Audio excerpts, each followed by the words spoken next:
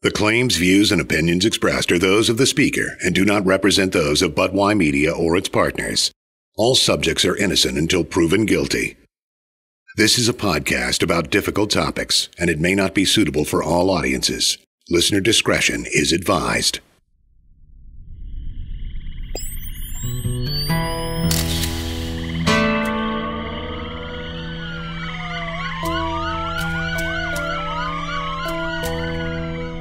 Being in my profession, just life in general, I found that to be a little dominating, controlling, if you will. Mm-hmm. You got to give me a list of rules. I'm probably not the one for you. Tucker, answer the damn phone. If you're still in town, come by, please. I'm all for this, and I can lead you in some amazing directions with this, but I'm still a police officer.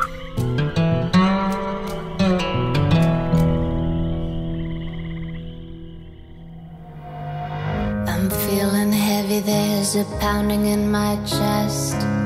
There's shadows hiding, but I see the silhouettes. Fear lives in the quiet, whispers in the silence. I'm Tucker Simmons, and this is Freeze Frame, an investigation into the unsolved murder of Donna Arsenault.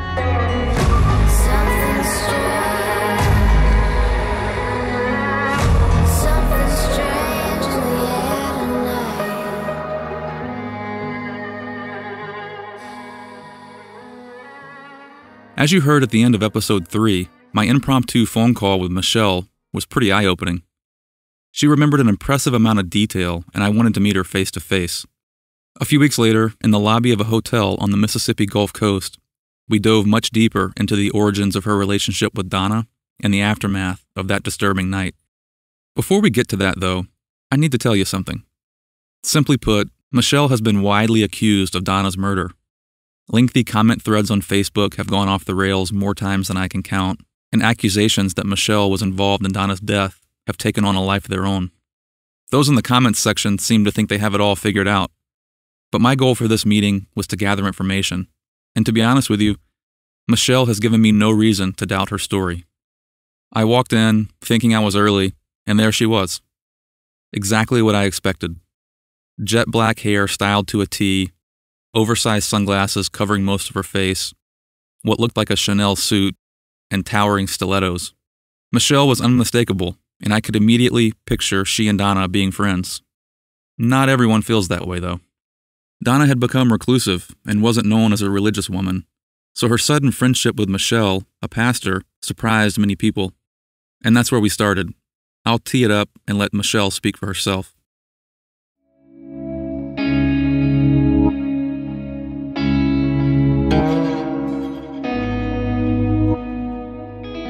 At the time of Donna's death, Michelle was casually dating John, a local attorney and former town of Franklinton judge. John and Donna were lifelong friends, and according to him, he periodically counseled Donna through rough patches in her life. About 1 month before her death, John suggested Donna reach out to Michelle for help with her depression and relationship troubles. When I asked about the first conversation she had with Donna, Michelle had already opened Facebook Messenger. This is what it said. Hi, Michelle. I'm Donna. I don't think you know me, but I really need someone to pray with me. I'm in a really dark place in my life, and I have no one. I've been really sick for about 3 years now. If you find time, please contact me or come by my house. 21229 Highway 16, Franklinton. Michelle replied a few minutes later, Hey doll, I'm in Tennessee at the moment. Please send me your number. Here's mine. Call me. To which Donna responded, I don't think talking on the phone is going to help me. I will tell you some of my story, starting back when I was really young. I was molested from the time I was 3 until I was 8. I left home when I was 11. I have been on my own ever since. I had my first child when I was 15. His father was 26. You see, I lost my faith a long time ago. But in spite of all of that, I worked really hard and achieved a lot of things in my life. But 3 years ago, I got really sick and went through a horrible abusive divorce, and now I'm losing everything I own. I have been in bed for 5 days, sick, alone, and I'm just really tired.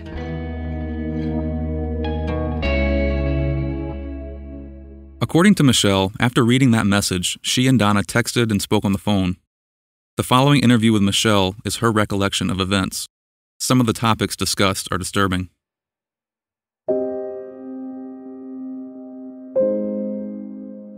We began corresponding, and I said, well, I'm coming to Franklinton. I believe it was on a Tuesday. I said, let me treat you to lunch. We met at Don Juan's there in Franklinton and spent about 2 hours just talking. Things she had been through, things she was dealing with, tried to encourage her and just pray with her, and immediately had a connection with her. She was an incredible person. Broken, but beautiful, if that makes sense. Donna was complex, and she loved being complex. And she had so many things going on at so many times that it wasn't one specific thing. It was just, whether it was Clay wasn't on time to pick the girl up, or, her and Scott was arguing over the house, or it was different things every day. And the short time that I was around them, it seemed that the relationship had grown toxic. Did you counsel them together or just Donna? One time. Can you share what that was like? There was a situation concerning a letter. There had been a list of rules given to her that she was to follow to maintain a healthy relationship with him. Being in my profession, just life in general, I found that to be a little dominating, controlling, if you will. You got to give me a list of rules. I'm probably not the one for you. I went and met them specifically to counsel with them and pray with them. Scott was very personable. He was very kind. If you would have met him on the street, you would have thought he's just slow to anger, all the things that a good godly guy that was raised in the church should be. Because he had a Pentecostal background, she felt like I could get through to him.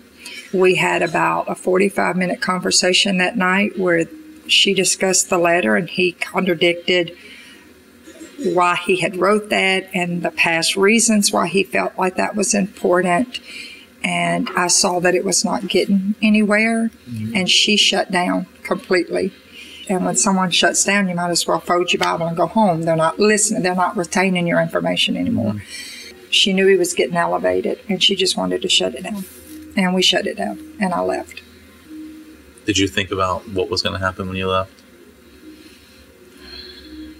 Unfortunately, in the season that we're in, you find more toxic relationships than you do healthy, sadly enough. So it was nothing out of the ordinary, nothing that caused me an alarm that I would stay, nothing. They just had a disagreement on what was on that paper, basically. She wanted out of the relationship, and he was determined to fix it. And he felt like what was on that sheet of paper was what was going to fix the relationship. After Donna's death, while removing belongings from the home, her family found 3 pages of rules in the nightstand. Michelle confirmed these rules were the same ones she counseled them about. They're handwritten on blank sheets of white paper. Each section is divided by a line across the page. Pick of us for profile pic. Same password. Any ex deleted out. Or anyone that we aren't comfortable with. If we have Snapchat, we approve who is on it.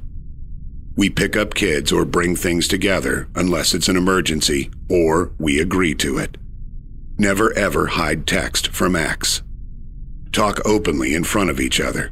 Don't wait till the other is gone. Destroys trust. Do not ever respond to a text unless it pertains to the children, unless we agree together. Be open. Don't get defensive. It just breaks trust. Don't turn the other direction when you look at your text or calls. Destroys trust. If we have to hide stuff, we shouldn't be doing it if we want to be happy, right?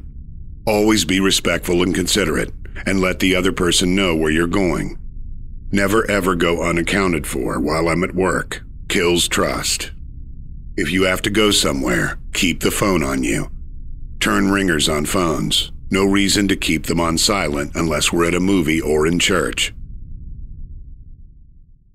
Odd doesn't even begin to explain it. The Donna I grew up around would have never put up with something like this. Jumping ahead for a second, in later conversations with Michelle, she remembered a typed contract that Scott presented to Donna during their counseling session. Many of the same rules you just heard were included in that contract. It had a signature line, and what appeared to be Donna's signature was already on it.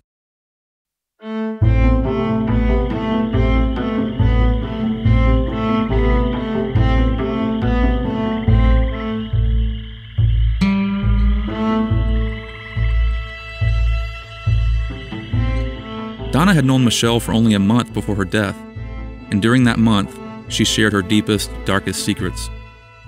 To my knowledge, according to her, there had been prior domestic violence, and that she said it was escalating to that point again, and she was not going to let it get to that point, that she was going to get a restraining order, that she was taking her life back.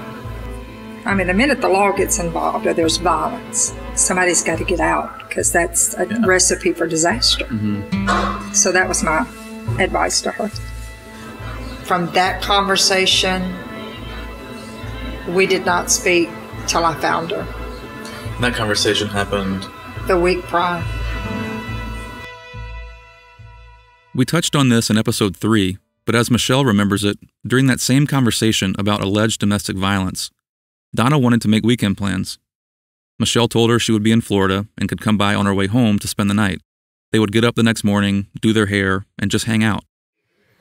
I left for Florida. I tried to call her at the airport. She didn't answer. That was on Friday.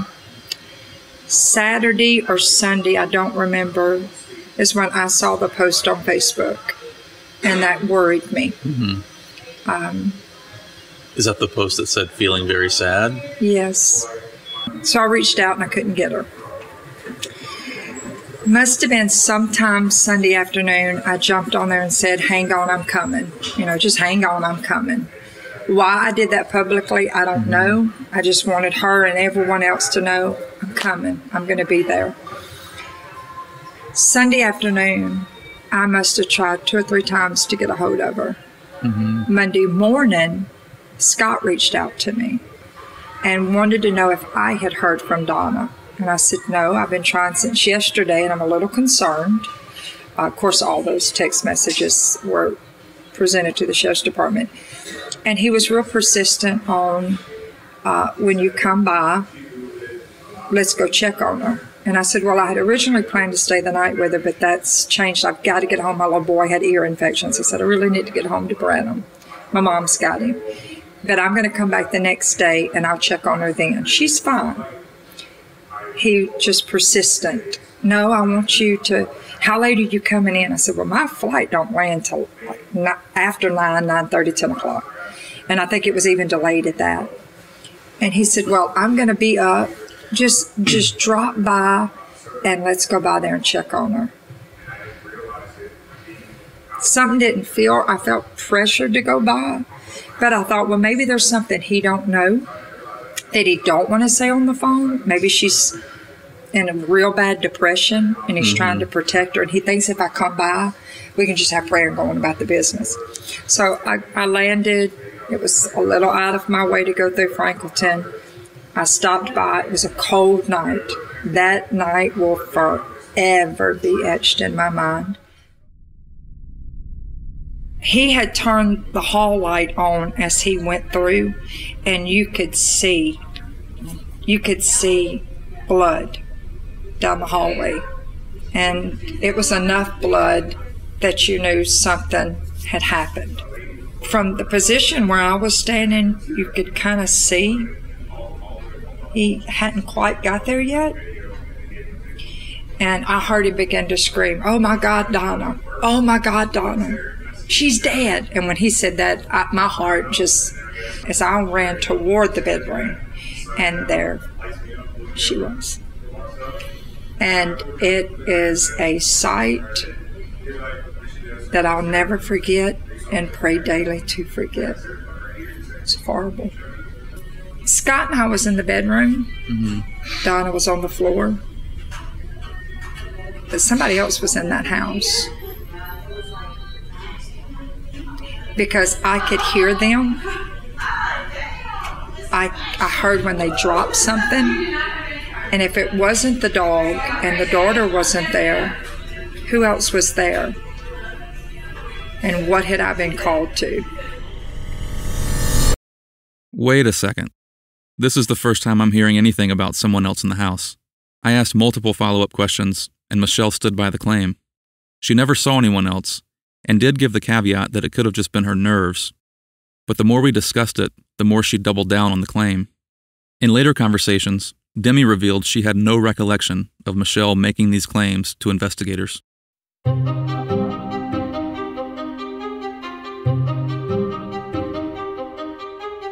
After making the frantic 911 call you've heard a few times now, Michelle explained how John, the local attorney she was dating, ended up on scene.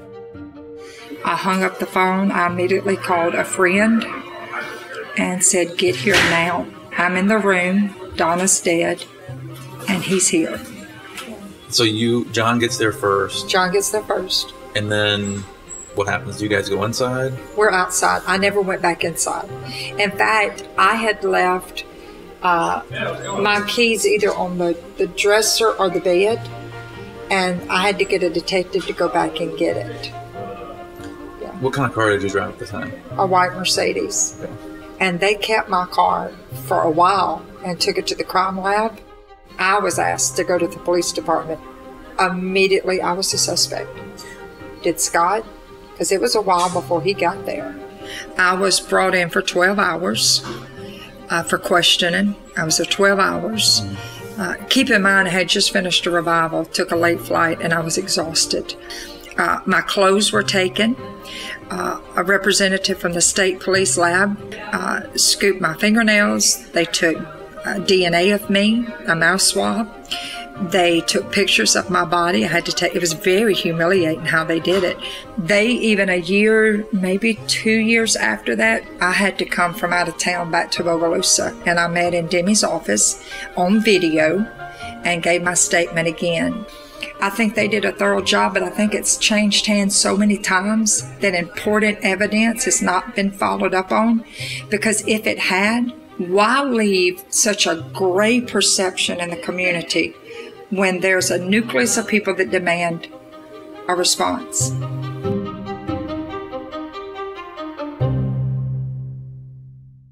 In my conversations with Demi, she too felt like Michelle had withstood a series of aggressive interrogations.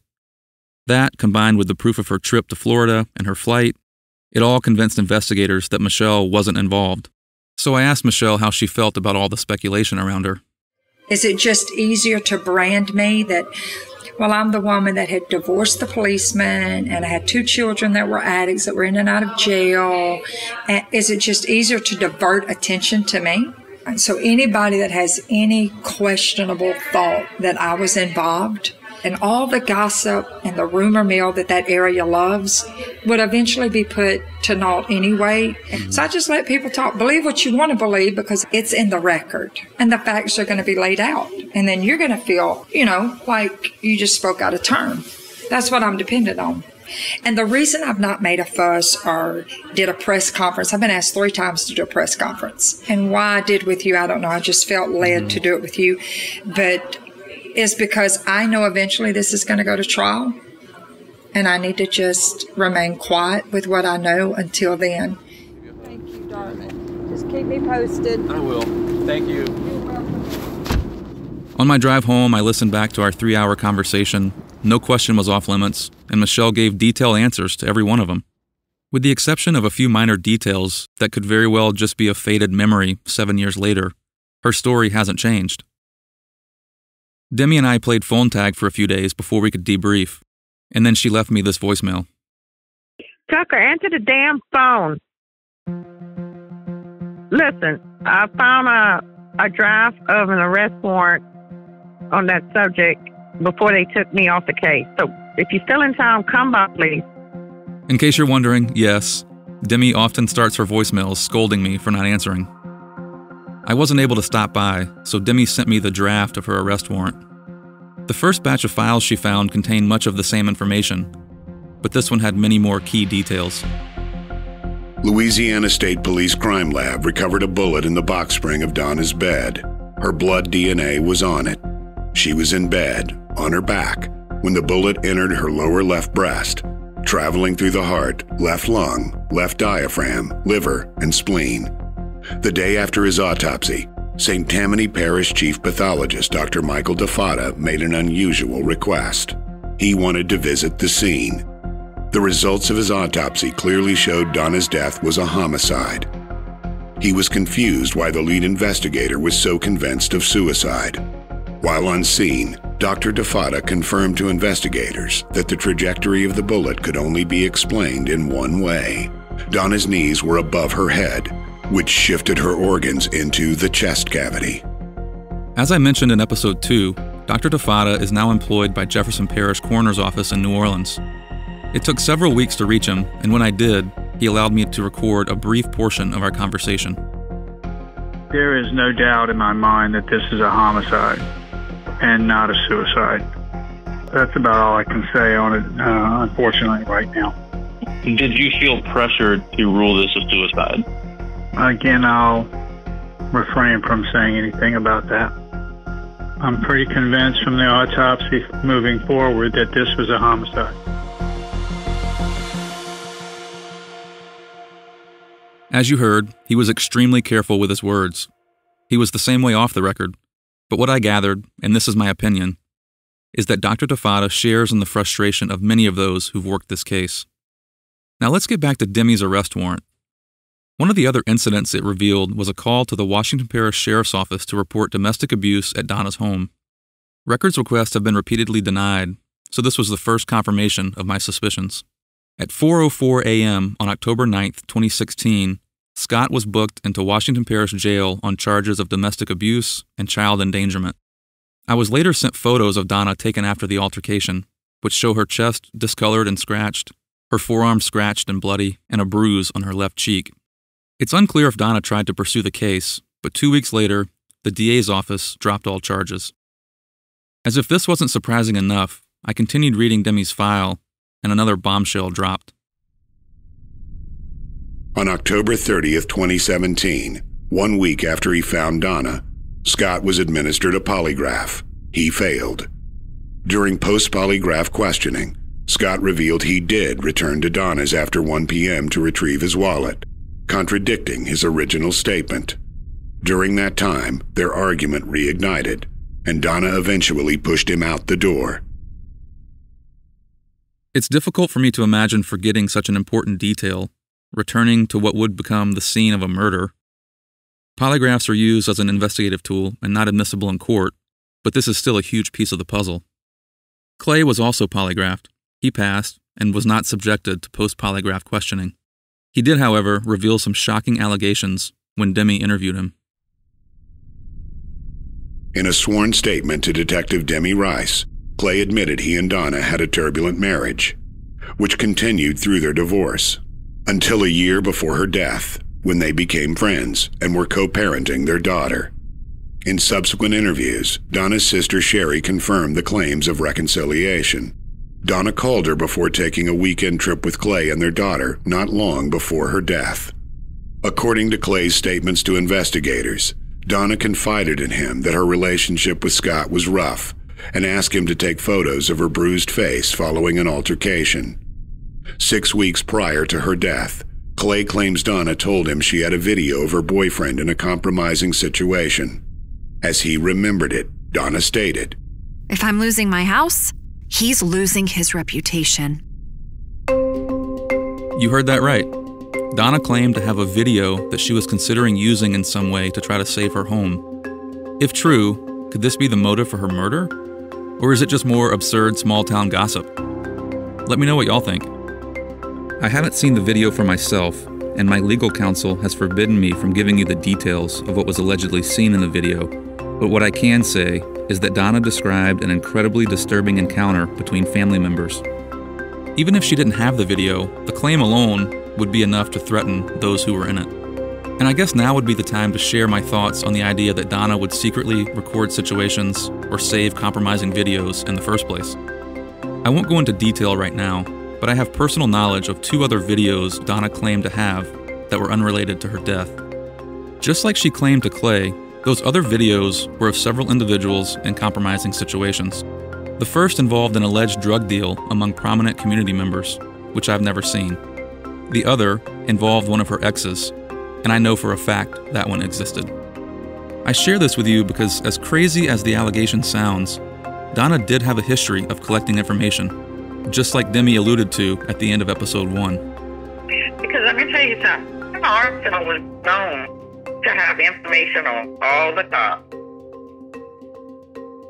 And he wasn't afraid to use it. If Donna did in fact have a video of Scott, I need to know what was really on it. Because if there's anything I've learned from this investigation, it's that everyone embellishes what they know.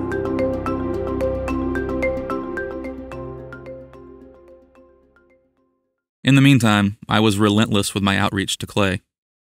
So far, he was the only person Donna gave explicit details to about the video she claimed to have. I tried calling him using a new number, a local number, and to my surprise, he answered.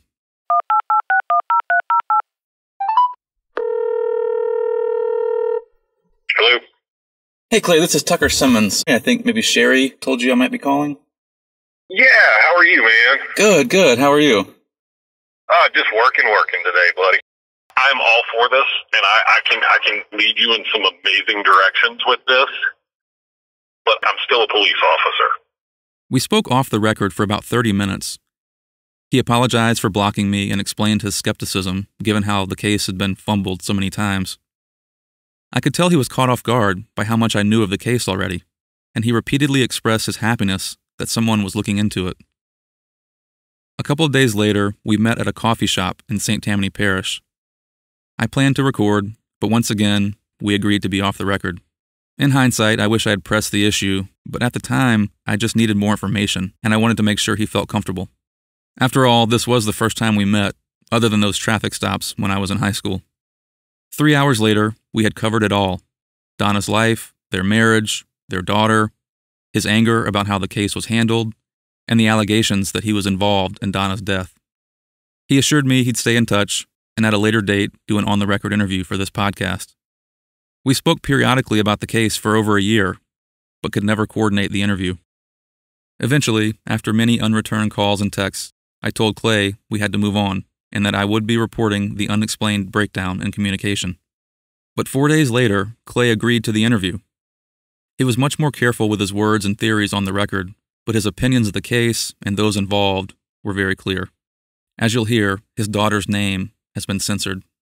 Just like any relationship, we had our ups and downs, and it was just one of these, as time went on, we started growing apart. Were you physically violent against Donna during your marriage? There was no violence, physical violence. Like any relationship, we had our arguments, our ups and downs, and then the affair happened, and that's what ultimately ended our relationship. There was an incident where she supposedly sent a photo of herself holding a gun to her head to you, and Yes. she was then admitted to Riverside and then subsequently sent to a psych ward. Yes, I was actually sitting in my attorney's office when she sent the photo. My heart dropped, and I handed the phone to him and his paralegal, and that's when that process got started. When I reached out to Justin to see if he remembered the photo, he said that it wasn't in evidence because there was never an arrest. So what would you say to people who claim that the photo never existed and you were just trying to get custody of? I would say that to refute all of that is the order of protection would have never been handled without said photo. It was not a power play to get. I'm going to read you really quick what is in the medical record. Patient reports, quote, "My husband is doing all these things because we are separated and he is crazy." Patient reports physical abuse, emotional abuse, threats of violence by spouse against patient. What's your reaction her quotes in the medical records? I just think saying whatever they need to say to get out of the situation she was in. Interesting. So, like, what was your relationship with Donna leading up to her death? Like in the few months leading up to it? Surprisingly, and I've told you this before in the many times we've talked, we actually got along a lot better divorced than we did the last few years of our marriage. We talked and texted daily, and we co-parented very well. But when the relationship she was in took an extremely bad turn for the worse, she would call me for advice. She would call me upset. She would call me, and you could just tell she wanted to talk. You know, she wanted to vent. And through that, we became closer and closer and closer.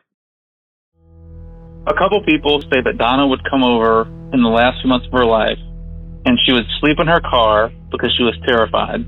And she would tell them, if anything happens to me, one of them did it. The implication is it was either you or Scott. Is there any reason she would be scared of you? No, but I do know about the sleeping in the car. I do know about him tracking her down wherever she went, because I witnessed it firsthand multiple times. And one night she met me at the Shell station on Pearl Street, right next to the sheriff's office, just to talk and catch up.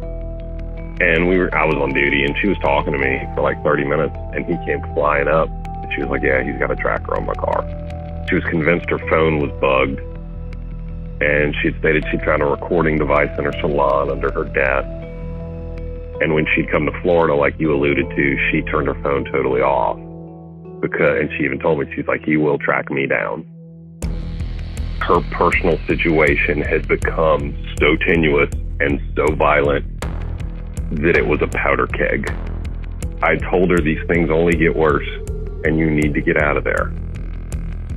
She always said she had a plan, but unfortunately it never came to light. And we lost her.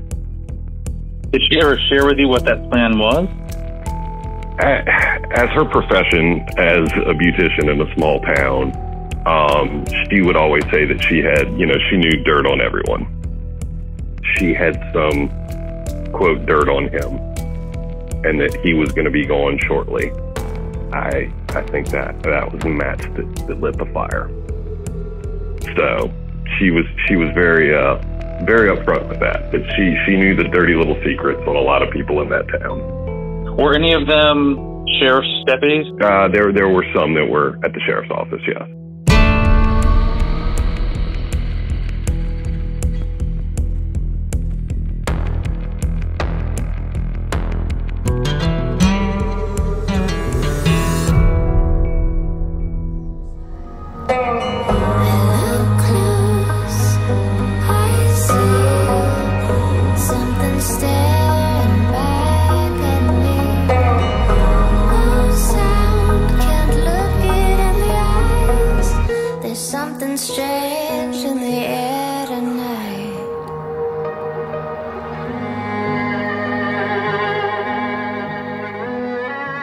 Well, that was a ton of new information.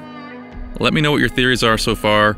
In episode 5, we've got the rest of my interview with Clay, plus a shocking turn of events when my investigation is made public. Make sure you follow, rate, and review on Apple Podcasts, Spotify, or wherever you're listening. It's a huge help in spreading the word about Donna's case. Then head over to freezeframepodcast.com for behind-the-scenes details on the investigation. And follow us on socials at freezeframepod for exclusive content. Freeze Frame is a Buttwise Media production. It's written and produced by me, Tucker Simmons. Editing and post-production by Evan Dizanier. Narration by Greg Geringer and Carrie Lauren. And our original music is Something Strange by Tabitha Meeks.